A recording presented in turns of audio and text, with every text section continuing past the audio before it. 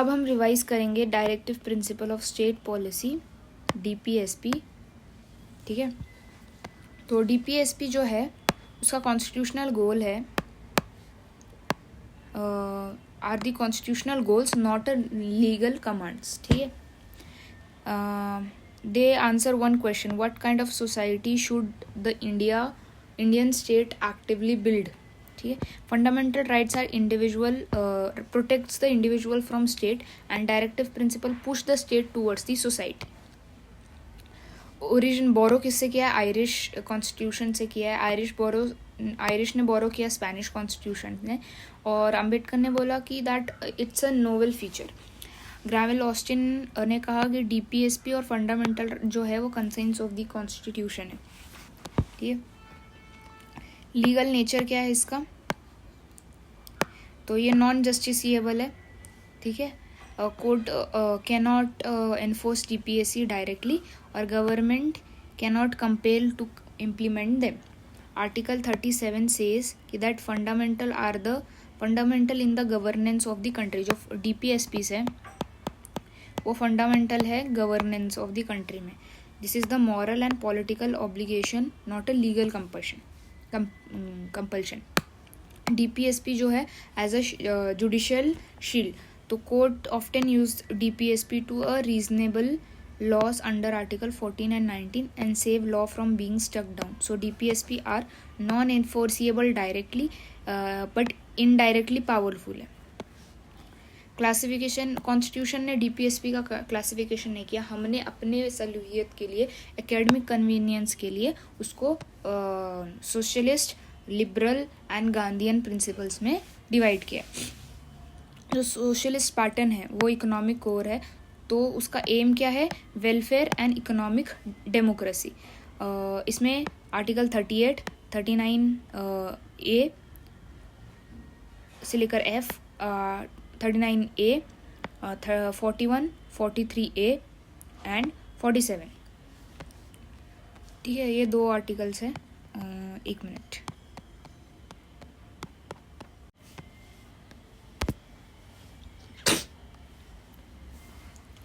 तो हम जो DPSP है उसको डायरेक्टली बुक से पढ़ते हैं क्योंकि बुक से पढ़ने से वो बेटर रहेगा।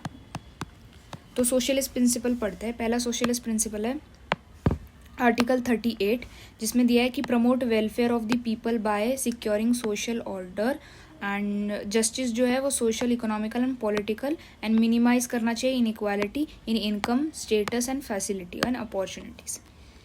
आर्टिकल 39 कहता है कि to secure right to educate livelihood,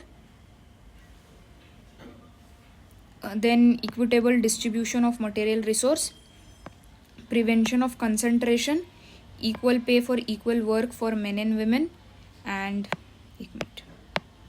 then preservation of health and strength of the worker and children against forcible and opportunity of health and development। अब इसका निमोनिक मैंने पढ़ा था LDCPHC, ठीक है। तो L for livelihood, D for distribution, C for concentration, P for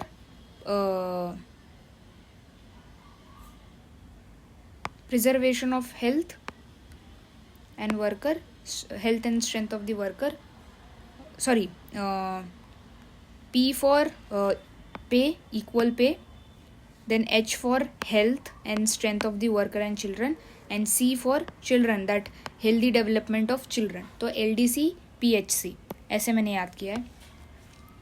then article 39A जो promote करता है equal justice and provide free legal add.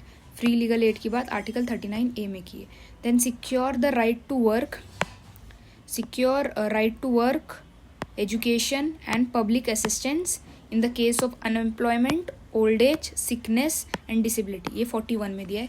42 में दिया है human condition of work and maternity relief. 41, 42, 43 में दिया है securing living wage, decent standard of life and social and culturable opportunity for all worker. Article 43 में दिया है। और 43A में दिया है to secure participation of worker in the management of industries. ठीक है, तो इधर यानी 47 लास्ट पढ़ा नहीं हमने। 47 में दिया है standard of living of people and improve nutrition और इम्प्रूव पब्लिक हेल्थ। तो जो सोशलिस्ट प्रिंसिपल है उसमें हमने कौन कौन से आर्टिकल पढ़े? 38 पढ़ा, 39 पढ़ा, 39A पढ़ा, ठीक है, 41 पढ़ा, 42 पढ़ा, 43 पढ़ा, 43A पढ़ा और 47 पढ़ा। ठीक है, ये सारे प्रिंसिपल्स जो है वो सोशलिस्टिक पैटर्न में आते हैं, प्रिंसिपल्स में आते हैं। अब हम गांधीयन प्रिंसिपल के बारे में पढ़ते हैं। इसमें आता है आर्टिकल 40 जो कहता है ऑर्गेनाइज विलेज पंचायत। ठीक है, देन 43 में दिया गया है promote cottage industries on the individual and cooperation basis in rural areas. और 43B में दिया है promote voluntary formation, autonomous functioning and democratic control and profession management. मतलब बेसिकली 43 जो है इसमें दिया है कॉटेज इंडस्ट्री। 43B में जो है वो दिया है फंक्शनिंग ऑफ कोऑपरेटिव सोसाइटी। और 43A में क्या दिया था? 43A में दिया था participation of worker in management of industries. ठीक है, ये याद हो गया। देन 46 में दिया गया है कि प्रमोट करना चाहिए एजुकेशनल और इकोनॉमिक इंटरेस्ट ऑफ एससीज, STs and weaker section of the societies. 47 में कंजप्शन ऑफ इंटॉक्सिकेंट ड्रिंक्स को प्रोहिबिट करना चाहिए। और 48 आर्टिकल में दिया है स्क्लचर ऑफ काउस को प्रोहिबिट करना चाहिए। तो ये सारे आर्टिकल्स हो गए गांधीयन प्रिंसिपल। गांधीयन प्रिंसिपल में कौन कौन से आर्टिकल हमने पढ़े? 40 पढ़ा, फिर 43 पढ़ा, देन 43B पढ़ा, देन 46 पढ़ा, 47 पढ़ा, 48 पढ़ा। ओके, अब लिबरल इंटेलेक्चुअल प्रिंसिपल के बारे में पढ़ते हैं। आर्टिकल 44 जो है वो सिक्योर करता है, मतलब यूनिफॉर्म सिविल कोड के बारे में दिया है। 45 जो दिया है वो अर्ली चाइल्डहुड केयर को दिया है, जिसको मॉडिफाई किया गया था। देन आर्टिकल 48 में agriculture and animal husbandry in modern scientific lines में। 48A में दिया है improve the environment and safeguard the forest and wild life. 49 में दिया है प्रोटेक्ट मॉन्यूमेंट्स। 50 में दिया है सेपरेट जुडिशरी फ्रॉम एग्जीक्यूटिव। 51 में दिया है promote international peace, security and honour relation, and ये सारी चीज़ें दी गई है। तो इंटेलेक्चुअल में हमने कौन कौन से आर्टिकल पढ़े? फर्स्ट आर्टिकल तो क्या था? 44 पढ़ा, 45 पढ़ा, 48 पढ़ा, 48A पढ़ा, 49 पढ़ा, 50 पढ़ा एंड 51 पढ़ा। तो ये सारे चीज़ें हमने कवर कर ली।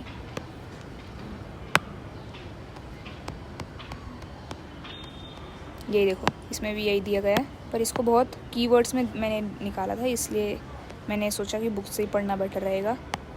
ये देखो 44, 45, 48, 86 अमेंडमेंट एक्ट के थ्रू उसको मॉडिफाई किया था। Then 48, 48A, 49, 50, 51।